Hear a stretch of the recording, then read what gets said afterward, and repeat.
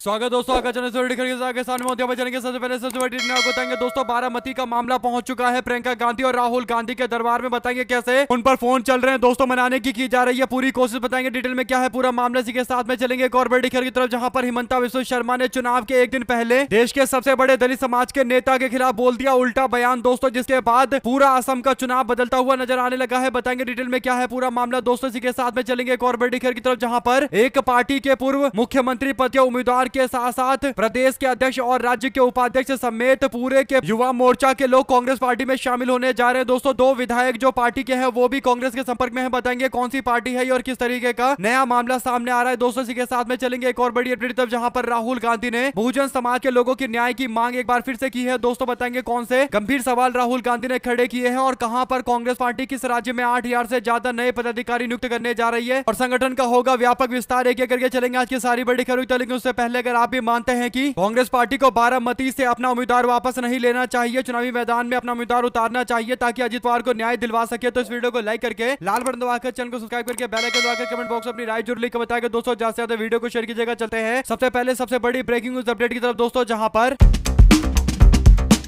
महाराष्ट्र के बारामती विधानसभा चुनाव को लेकर सबसे ज्यादा संघर्ष देखने को मिल रहा है दोस्तों। उपचुनाव की ये सीट जहां पर सुनेत्रा पवार मैदान में उतरी हुई है, उनको लग रहा है कि वो बिना चुनाव लड़े एक तरफा यहां पर जीत जाएंगे अगर कांग्रेस पार्टी अपना उम्मीदवार वापस ले लेती है तो। लेकिन कांग्रेस पार्टी ने इस उपचुनाव में आकाश विश्वनाथ मौर्य को मैदान में उतारा है और कांग्रेस पार्टी ने जैसे ही उम्मीदवार चुनाव में लड़ा दिया दोस्तों, वैसे ही उपचुनाव निर्विरोध नहीं होगा, यानी वोट डाले जाएंगे और कांग्रेस पार्टी का उम्मीदवार सुनेत्रा पवार के सामने मजबूती से दावेदारी पेश करता हुआ नजर आ रहा है दोस्तों। ऐसे में सुनेत्रा पवार और एनसीपी कोशिश कर रही है कि कांग्रेस पार्टी को मनाया जाए और उनका उम्मीदवार वापस करवाया जाए दोस्तों। लेकिन पहले कांग्रेस पार्टी ने बोल दिया है कि अजित पवार को न्याय दिलवाने के लिए अगर एफआईआर दर्ज नहीं की गई तो उनका उम्मीदवार मैदान में उतरेगा और वो लड़ाई लड़ते रहेंगे, यानी चुनावी संघर्ष तो होगा, एक तरफा चुनाव नहीं जीतने दिया जाएगा सुनेत्रा पवार को दोस्तों। इसके बाद शरद पवार ने भी कहा कि कांग्रेस पार्टी का अधिकार है कि वो अपना उम्मीदवार उतारे या ना उतारे, यानी शरद पवार ने भी इनडायरेक्ट तरीके से सपोर्ट किया है दोस्तों। ऐसे में अब पूरा मामला राहुल गांधी और प्रियंका गांधी के दिल्ली दरबार में पहुंच चुका है दोस्तों। एनसीपी वाले अब एक के बाद एक कांग्रेस पार्टी के वरिष्ठ नेताओं को फोन लगाकर बारामती से उम्मीदवार हटाने की मांग करने लगे। यहां तक कि महाराष्ट्र राज्य के एनसीपी के अध्यक्ष सुनील तटकरे ने कांग्रेस पार्टी के वरिष्ठ नेताओं से फोन पर संपर्क करने की कोशिश की है और महाराष्ट्र में बारामती से उम्मीदवार हटाने की बार बार मांग कर रहे हैं दोस्तों। ऐसे में सोनिया गांधी और राहुल गांधी के साथ साथ प्रियंका गांधी से भी संपर्क करने की कोशिश की जा रही है। लेकिन एक बात है कि कांग्रेस पार्टी डंके की चोट पर लड़ेगी दोस्तों, क्योंकि एनसीपी अजित पवार की पार्टी पूरी तरीके से भारतीय जनता पार्टी के इशारों पर काम कर रही है और सुनेत्रा पवार अजित पवार के हत्या के मामले को लेकर न्याय की मांग नहीं कर रही है, कोई एफआईआर तक दर्ज नहीं करवाया गया, जिसे लेकर कांग्रेस पार्टी विरोध जताते हुए अपना उम्मीदवार उतार रही है। अगर आप भी मानते हैं कि कांग्रेस पार्टी ने एकदम सही फैसला लिया है, अगर अजित पवार के प्लेन हादसे में हुए मौत के मामले को लेकर एफआईआर दर्ज नहीं की जाएगी तो उम्मीदवार भी वापस नहीं होगा। अगर आप भी मानते हैं कि एकदम सही फैसला है तो लिखकर जरूर बताएगा दोस्तों। और अगर आप भी उम्मीद करते हैं कि प्रियंका गांधी और राहुल गांधी अपने पार्टी के कार्यकर्ताओं के साथ आकर मजबूती से खड़े होंगे और साफ तौर पर बोलेंगे कि सुनेत्रा पवार के सामने बारामती से उम्मीदवार नहीं हटेगा, नहीं हटेगा, नहीं हटेगा, जो भी आपकी राय है दोस्तों लिखकर जरूर बताएगा। चलते हैं एक और बड़ी अपडेट, जहां पर असम के कल चुनाव होने वाले उससे पहले बीजेपी के नेता हिमंता बिस्वा शर्मा ने बौखलाहट में ऐसा बयान दे दिया दोस्तों, जिसे दलित समाज के लोगों के पास मौका है हिमंता बिस्वा शर्मा चखाने का। जो अपडेट आ रही है दोस्तों वो ये कि 9 तारीख को वोट डाले जाएंगे, यानी कल वोट डाले जाएंगे दोस्तों असम के अंदर। और उससे पहले एक दिन पहले चुनाव प्रचार खत्म हो चुका है, लेकिन 2 दिन पहले प्रेस कॉन्फ्रेंस किया गया था पवन खेड़ा के द्वारा दोस्तों, जहां पर उन्होंने आरोप लगाया कि भारतीय जनता पार्टी के असम के मुख्यमंत्री हिमंता बिस्वा शर्मा की कई सारी संपत्तियां अलग अलग दुनिया के देशों के अंदर में है, जिस संपत्ति का इस्तेमाल करते हुए अपनी राजनीति करते हैं हिमंता बिस्वा शर्मा। और ऐसे में हिमंता बिस्वा शर्मा को लेकर उठाए गए सवाल पर हिमंता जवाब देने के लिए आते हैं और पवन खेड़ा को लेकर उल्टी उल्टी बातें बोलते हैं दोस्तों। फिर एफआईआर दर्ज करवाया जाता है और बीते दिन पवन खेड़ा को गिरफ्तार करने के लिए असम की पुलिस बड़ी संख्या में दिल्ली पहुंचती है दोस्तों। दिल्ली पुलिस के सहयोग के साथ में पवन खेड़ा के घर पर पहुंचती है उनको गिरफ्तार करने के लिए, लेकिन पवन खेड़ा नहीं मिलते। लेकिन बड़ी बात यह है दोस्तों कि जिस तरीके से पवन खेड़ा ने प्रेस कॉन्फ्रेंस करते हुए आरोप लगाए, हिमंता बिस्वा शर्मा बुरी तरीके से बौखला गए और बौखलाहट में हिमंता बिस्वा शर्मा ने और बड़ी गलती कर दी दोस्तों। असम के मुख्यमंत्री हिमंता बिस्वा शर्मा ने कहा कि कौन है खड़गे, यानी मल्लिकार्जुन खड़गे को लेकर इन शब्दों का इस्तेमाल किया जा रहा है कि कौन है खड़गे। और बड़ी बात यह है दोस्तों कि आगे मल्लिकार्जुन मल्लिकार्जुन खड़गे के लिए पागल शब्द का इस्तेमाल कर रहे हैं बीजेपी के नेता हिमंता बिस्वा शर्मा। दोस्तों ऐसे में केसी वेणुगोपाल ने कहा कि हिमंता बिस्वा शर्मा को इस निंदनीय व्यवहार के लिए माफी मांगना चाहिए। उन्होंने देश के नेता प्रतिपक्ष को लेकर अपशब्द का इस्तेमाल किया है। दलित समाज से आने वाले देश के सबसे वरिष्ठ नेता मल्लिकार्जुन खड़गे जी का अपमान किया गया है। वेणुगोपाल कहते हैं कि हम सभी जानते हैं कि इन पर लगे गंभीर आरोप यानी हिमंता बिस्वा शर्मा पर लगे गंभीर आरोप के बाद ये बुरी तरीके से बौखला गए हैं और इनका दिमाग इनके कंट्रोल में नहीं बचा है और नफरत फैलाने के लिए वे किसी भी हद तक जा सकते हैं। हम इस तरीके की मानसिकता को अस्वीकार करते हैं और मल्लिकार्जुन खड़गे को लेकर दिए गए विवादित शब्द पर कड़ी आपत्ति जताते हैं और बीजेपी के नेता को हिमंता बिस्वा शर्मा को माफी मांगना चाहिए, वरना असम के अंदर 10% दलित समाज के लोग हैं दोस्तों, और एसटी समाज के लोगों को मिला दे तो आंकड़ा 22% तक पहुंच जाता है। और ये दोनों समाज मिलकर 9 तारीख को बीजेपी के नेता हिमंता बिस्वा शर्मा को बता देंगे कि आखिर कौन है मल्लिकार्जुन खड़गे जो सवाल पूछ रहे हैं हिमंता बिस्वा शर्मा दोस्तों, और दोयम दर्जे के शब्दों का इस्तेमाल कर रहे हैं। एससी और एसटी समाज के लोग नतीजों में साफ तौर पर बता देंगे कि कौन है मल्लिकार्जुन खड़गे। अगर आप भी इस बात से इत्तेफाक रखते हैं दोस्तों तो कमेंट बॉक्स में अपनी राय जरूर लिखकर बताएगा। और अगर आप भी मानते हैं कि हिमंता बिस्वा शर्मा पूरी तरीके से बौखला चुके हैं तो लिखिएगा जरूर। साथ साथ आम आदमी पार्टी को गोवा में तगड़ा झटका देने का पूरा प्लान कांग्रेस पार्टी ने तैयार कर लिया है दोस्तों। गोवा को लेकर एक और बड़ी अपडेट सामने आती है। अमित पालेकर, पूर्व कार्यकारी गोवा के अध्यक्ष श्री कृष्ण परब और राज्य के उपाध्यक्ष सरफराज और पूर्व गोवा यूथ विंग के अध्यक्ष रोहन नाइक समेत कई नेता 10 अप्रैल को कांग्रेस पार्टी में शामिल होंगे दोस्तों। अब जो अपडेट आ रही है वो ये कि दोनों विधायक भी कांग्रेस पार्टी के संपर्क में है, यानी पिछली बार गोवा में आम आदमी पार्टी ने चुनाव लड़कर कांग्रेस पार्टी को भारी नुकसान पहुंचाया था दोस्तों। उस समय मुख्यमंत्री पोस्ट को लेकर अमित पालेकर को आगे किया था अरविंद केजरीवाल ने, जिनके कारण 6% वोट अरविंद केजरीवाल की पार्टी आम आदमी पार्टी को मिला और 6% वोट से ही कांग्रेस पार्टी चुनाव हार गई थी। इसके बाद पूरी तरीके से आम आदमी पार्टी के नेताओं को कांग्रेस पार्टी में शामिल करने का दौर शुरू हो गया है और 10 तारीख को सारे बड़े नेता आपको कांग्रेस में आते हुए दिखाई देंगे और अकेले अमित पालेकर जो आम आदमी पार्टी के मुख्यमंत्री पद के उम्मीदवार है केवल वो नहीं आ रहे, उनके साथ में कार्यकारी गोवा के आम आदमी पार्टी के अध्यक्ष श्री कृष्ण परब आ रहे हैं और पूर्व राज्य के उपाध्यक्ष सरफराज और पूर्व यूथ गोवा विंग के अध्यक्ष भी साथ में आ रहे हैं। तो अब कह सकते हैं कि आम आदमी पार्टी को लेकर गोवा से एक ही आवाज आ रही है कि एक ही आम आदमी पार्टी गोवा के अंदर और कांग्रेस पार्टी में धीरे करके सारे नेता जा रहे हैं। इसका मतलब गोवा में अब मुकाबला बीजेपी और कांग्रेस का होगा दोस्तों, जो पिछली बार होना चाहिए था, लेकिन आम आदमी पार्टी के चक्कर में विपक्ष कमजोर हो गया और तृणमूल कांग्रेस ने भी अच्छा खासा वोट काट लिया था। लेकिन अब आम आदमी पार्टी बुरी हालत में पहुंच चुकी है। दिल्ली उनके हाथ में नहीं है, पंजाब में संघर्ष कर रहे हैं और गोवा के अंदर कांग्रेस पार्टी के लिए खुला मैदान है कि वो भाजपा को हराए और 15 साल के बाद गोवा की सत्ता हासिल करे। साथ कांग्रेस पार्टी के नेता राहुल गांधी ने देश के अंदर सार्वजनिक निर्माण और इंफ्रास्ट्रक्चर के ठेकों के अंदर दलित समाज, आदिवासी समाज और अन्य पिछड़ा वर्ग यानी ओबीसी समाज के उद्यमियों यानी व्यापारियों को, बिजनेसमैन को हिस्सेदारी नहीं दिए जाने का गंभीर मामला उठाया है दोस्तों। उन्होंने आरोप लगाया कि सरकार के पास इस बात का कोई डेटा ही नहीं है कि इन वर्ग के लोगों को ठेके में कितनी बड़ी भूमिका दी जा रही है, कितना नहीं दिया जा रहा। फेसबुक पर पोस्ट करते हुए राहुल गांधी ने कहा कि पिछले साल दिए गए 16,500 करोड़ रुपए से अधिक के सार्वजनिक निर्माण ठेकों में SC, ST और ओबीसी उद्यमियों की भागीदारी का पता लगाने की हमने कोशिश की, लेकिन जवाब बेहद चिंताजनक है। उन्होंने कहा कि केंद्र सरकार के पास इस संबंध में कोई ठोस जानकारी नहीं है। राहुल गांधी ने लोकसभा में अंतर अंकित करते हुए प्रश्न किया। प्रश्न संख्या 6264 के तहत आवास और शहरी मामलों के मंत्रालय से पिछले 5 वर्षों में दिए गए ठेकों की संख्या और कुल मूल्य की जानकारी मांगी। साथ ही ये पूछा गया कि ये बताइए कि जो ठेका आप लोगों ने अलग अलग लोगों को दिया होगा, अलग अलग ठेकेदारों को दिया होगा, उद्यमियों को दिया होगा, तो वो जो ठेकेदार थे वो कौन से समुदाय से आते थे? क्या SC, ST, OBC, general category, किस कैटेगरी से थे? इसका आंकड़ा दीजिए ताकि पता चले कि आखिर जो सरकारी ठेके होते हैं उसमें SC, ST और OBC समाज के लोगों का प्रतिनिधित्व है भी या नहीं है, या सामाजिक न्याय पर पूरी हवाबाजी वाली बातें चल रही है। अगर आप भी मानते हैं दोस्तों बात सही है, क्योंकि जब बात आती है सरकारी पैसे की तो ये आम जनता के टैक्स के पैसे हैं, तो इसमें पूरी तरीके से सामाजिक न्याय और प्रतिनिधित्व होना ही चाहिए। और वैसे भी देश के अंदर सामाजिक न्याय यहाँ किया जा सकता है अगर ठेकों में SC, ST और OBC समाज के लोगों को पर्याप्त हिस्सेदारी मिलेगी और उसके बाद काम सही से कराया गया है या किया गया है या नहीं किया गया, उसकी ऑडिटिंग होगी, तो इसे हर तरीके से फायदा होगा। एक तो देश के अंदर SC, ST और OBC समाज के लोगों को सरकारी काम में प्रतिनिधित्व मिलेगा, दूसरा काम अच्छे तरीके से हो रहा है या नहीं हो रहा इस बारे में ऑडिटिंग भी की जा सकती है, यानी जांच पड़ताल भी अच्छे से की जा सकती है। अगर आप भी मानते हैं कि बात एकदम सही है, यहाँ पर सामाजिक न्याय के फॉर्मूले को लागू किया जा सकता है, तो अपनी राय जरूर लिखकर बताएगा। इसके तरह आप लोग कुछ और कहना चाहते हैं तभी लिखकर जरूर बताएगा। साथ साथ चलते हैं एक और अपडेट की तरफ दोस्तों, जहां पर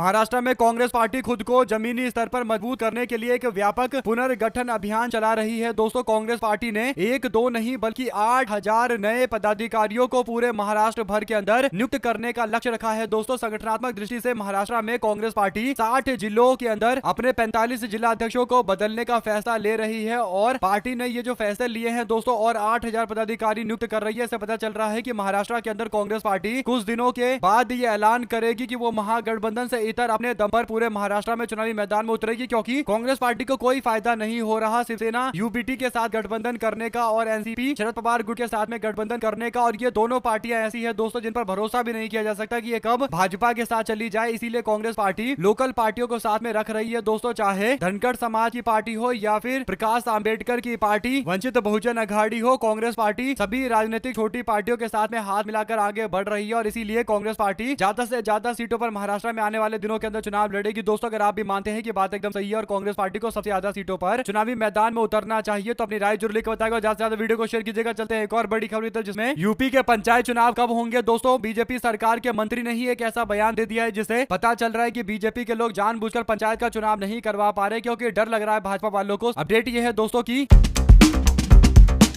बार बार उत्तर प्रदेश के अंदर पंचायत चुनाव की तारीखों को टाला जा रहा है। योगी आदित्यनाथ सरकार के कैबिनेट मंत्री और निषाद पार्टी के अध्यक्ष डॉक्टर संजय निषाद ने एक बड़ा बयान दिया है। दोस्तों उन्होंने पहली बार सार्वजनिक रूप से स्वीकार किया है कि पंचायत चुनाव 2027 के विधानसभा चुनाव के बाद कराए जाएंगे। मंत्री ने तर्क दिया है कि राजनीतिक गलियारों में खलबली मची हुई है और पंचायती चुनाव की तैयारियों में जुटे हुए नेताओं को झटका भी माना जा सकता है दोस्तों, क्योंकि लोगों को लग रहा था कि पंचायत चुनाव 2026 में कराए जाएंगे और असेंबली चुनाव 2027 में होगा, तो पंचायत चुनाव का असर विधानसभा चुनाव पर पड़ेगा। और पंचायत चुनाव की तैयारियां बड़ी संख्या में लोग करते हैं तो इसे संगठन के विस्तार में ही फायदा मिलेगा, क्योंकि टिकट के लिए बड़ी संख्या में लोग अलग अलग पार्टियों में जाएंगे। लेकिन अब मामला एकदम उल्टा है दोस्तों, क्योंकि मंत्री बता रहे हैं कि अगला चुनाव जो पंचायत का होगा वो विधानसभा चुनाव के बाद होगा, तो इससे कहीं ना कहीं सरकार का रुख पता चल रहा है दोस्तों। और आने वाले दिनों के अंदर पंचायत चुनाव अभी नहीं कराए जाएंगे, ये बात लगभग तय है। इससे पहले ओबीसी आरक्षण को लेकर कोर्ट में मामला चल रहा था और बार बार टाला जा रहा था, लेकिन अब 27 के विधानसभा चुनाव के बाद ही कराया जाएगा। ये मंत्री का बयान साफ तौर पर सामने आ गया है दोस्तों। इस पर आप लोग की कोई राय है तो भी लिखकर जरूर बताएगा। ज्यादा से ज्यादा वीडियो को शेयर कीजिएगा। चलते हैं एक और बड़ी अपडेट तब दोस्तों, जहां पर पश्चिम बंगाल विधानसभा चुनाव को लेकर बड़ी अपडेट सामने आई है। चुनाव आयोग ने पहली बार जिलावार नई वोटिंग लिस्ट जारी की है दोस्तों। 91 लाख वोटर्स के नाम लिस्ट से हटा दिए गए हैं, जो अपने आप में चिंता का एक विषय है। जो अपडेट है वो ये की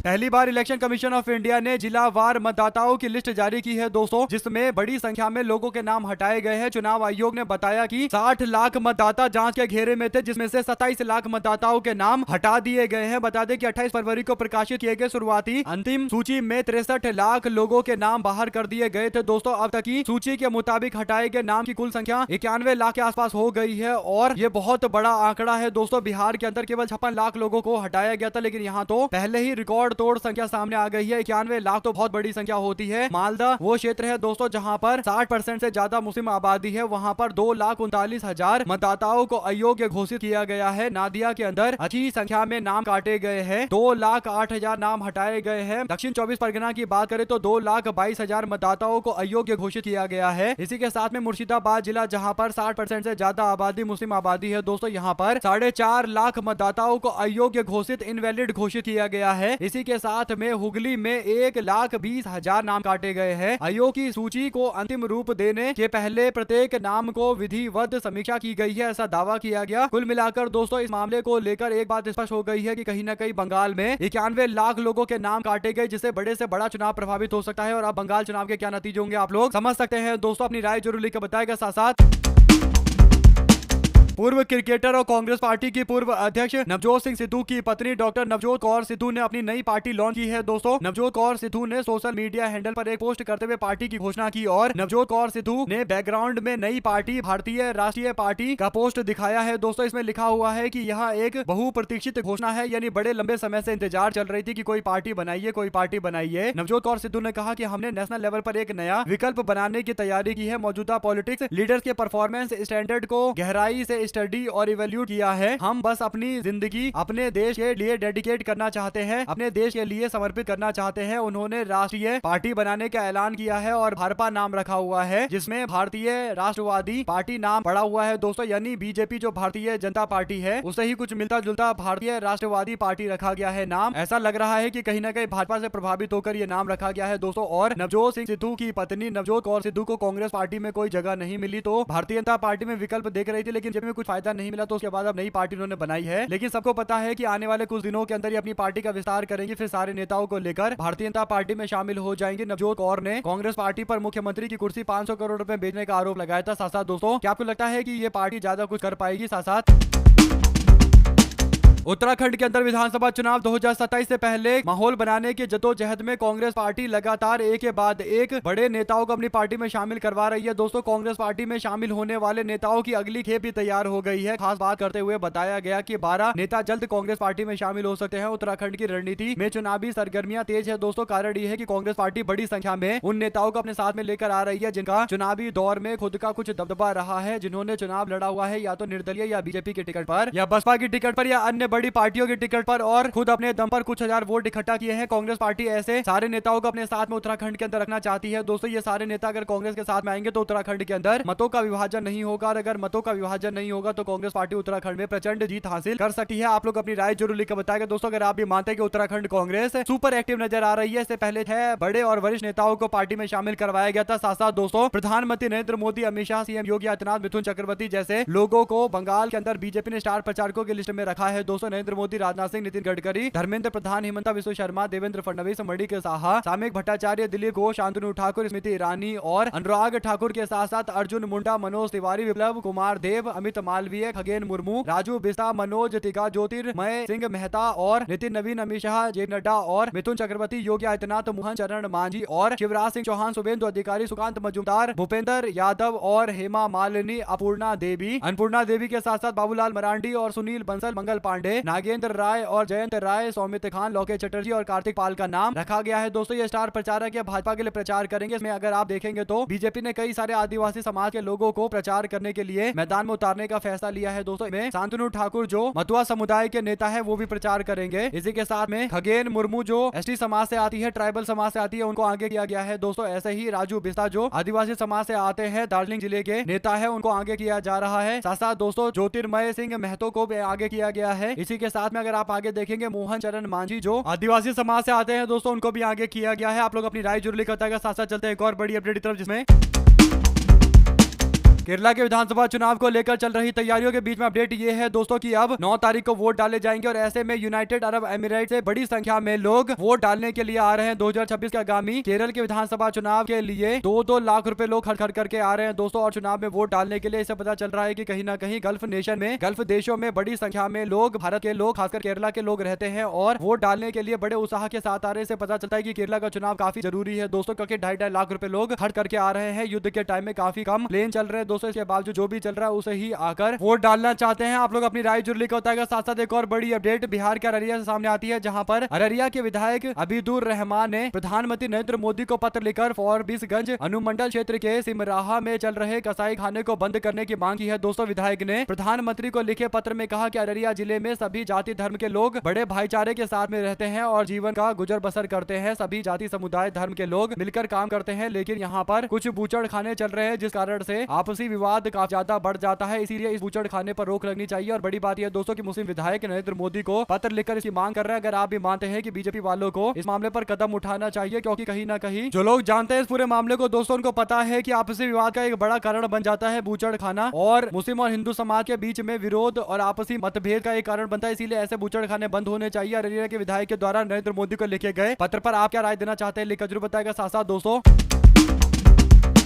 उत्तर प्रदेश के 2027 के चुनाव को लेकर भारतीय जनता पार्टी ने वही कदम उठाया दोस्तों जो बसपा 2022 में कर रही थी और बाद में हार का सामना करना पड़ा दोस्तों। उत्तर प्रदेश में 2027 के विधानसभा चुनाव से पहले भारतीय जनता पार्टी अपनी सोशल इंजीनियरिंग को मजबूत कर रही है। मुख्यमंत्री योगी आदित्यनाथ उत्तर प्रदेश के अंदर यूपी में डॉक्टर भीमराव अंबेडकर जी की मूर्ति के ऊपर छतरियां लगाने का ऐलान करने के दूसरे दिन नोएडा अथॉरिटी से नोएडा में बने दलित प्रेरणा स्थल की मरम्मत के लिए 107 करोड़ रुपए खर्च करने की मंजूरी दी गई है। मुख्यमंत्री योगी आदित्यनाथ ने बीजेपी स्थापना दिवस के मौके पर ऐलान किया है कि सरकार ने तय किया कि जहाँ भी प्रदेश भर के अंदर संविधान निर्माता बाबा साहब भीमराव अंबेडकर जी की प्रतिमा लगी हुई है, उनकी मूर्ति के ऊपर छतरियां लगवाने का काम किया जाएगा। इसके अलावा सरकार उन पार्कों की 4 दीवारी करेगी जहां पर सौंदर्यीकरण जरूरी है और अंबेडकर जी की मूर्ति स्थापित की जाएगी। कुल मिलाकर दोस्तों बीजेपी की सरकार अब क्योंकि 2027 के चुनाव नजदीक आ चुके हैं तो दलित समाज के वोट लेना चाहती है और इसीलिए बीजेपी पूरे का पूरा एक दावा कर रही है कि वो दलित समाज के लोगों के उत्थान की बात कर रही है। हालांकि दोस्तों दलित समाज के लोगों के प्रति सबसे ज्यादा हिंसा बीजेपी सरकार में हुई है, इसमें कोई दौराई नहीं है, क्योंकि तमाम तरीके आंकड़े ये बताते हैं दोस्तों। ऐसे में अगर आप भी मानते हैं कि ये साफ तौर पर 2024 के लोकसभा चुनाव में बीजेपी को लगे झटके के बाद भाजपा की रणनीति में किए गए बदलाव के तौर पर आगे आया है पूरा मामला दोस्तों। और कांग्रेस पार्टी जिस तरीके से दलित समाज के लोगों को साथ रही है, कहीं ना कहीं बीजेपी वालों को डर लग रहा है कि कहीं कांग्रेस पार्टी उत्तर प्रदेश के अंदर बदलाव ना कर दे। आप लोग अपनी राय जरूर लिखकर बताएगा दोस्तों। चलते हैं एक और बड़ी अपडेट तरफ, जिसमें